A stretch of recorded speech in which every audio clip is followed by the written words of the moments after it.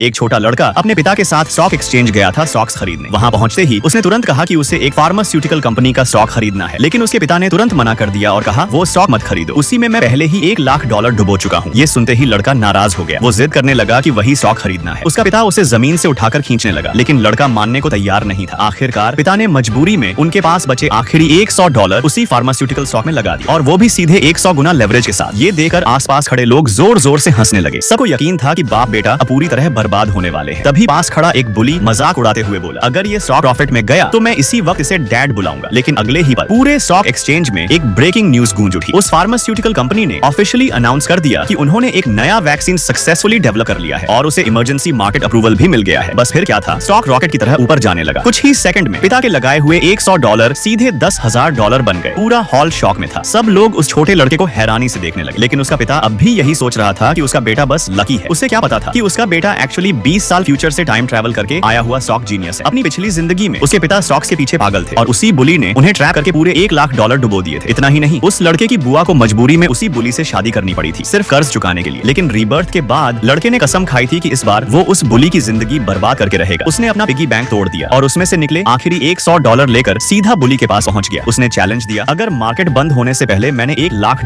नहीं बनाए तो मैं और मेरे पापा जिंदगी भर तुम्हारे नौकर बन जाएंगे। ये सुनकर बुली जोर से हंस पड़ा। उसे लगा छोटा बच्चा बस बड़ी बड़ी बातें कर रहा है, लेकिन उसने अपनी आंखों से देखा था कैसे उस लड़के ने कुछ ही मिनटों में $100 को $10,000 बना दिया। तभी लड़के ने उसे पहले वाली बेट याद दिलाई और बोला, अब मुझे डैड बुलाओ। ये सुनते ही बुली का चेहरा उतर गया। उसने गुस्से में कहा, ज्यादा हवा में मत उड़ो। आसपास खड़े लोग भी लड़के को शांत रहने की सलाह देने लगे, लेकिन तभी लालची भीड़ ने बुली से पूछा, क्या हमें भी वही फार्मास्यूटिकल स्टॉक खरीद लेना चाहिए? ये सुनते ही बुली के चेहरे का रंग बदल गया, क्योंकि अगर सब लोग उस स्टॉक में पैसा लगा देते तो वो उन्हें चीट करके उनका पैसा नहीं लूट पाता। इसलिए उसने तुरंत झूठ बोल दिया। आज एक स्टॉक कम से कम 20% ऊपर जाएगा। बस फिर क्या था, भीड़ एक्साइटमेंट में पागल हो गई। सब लोग तुरंत अपने घर फोन करने लगे। किसी ने पत्नी से पैसे मांगे, किसी ने सेविंग्स निकलवाई। सब अपनी पूरी जमा पूंजी उस एक स्टॉक में डालने की तैयारी करने लगे। लेकिन छोटा लड़का ये सब देखकर समझ गया, ये कोई इन्वेस्टमेंट एडवाइस नहीं थी, ये बुली का एक बहुत बड़ा ट्रैप था।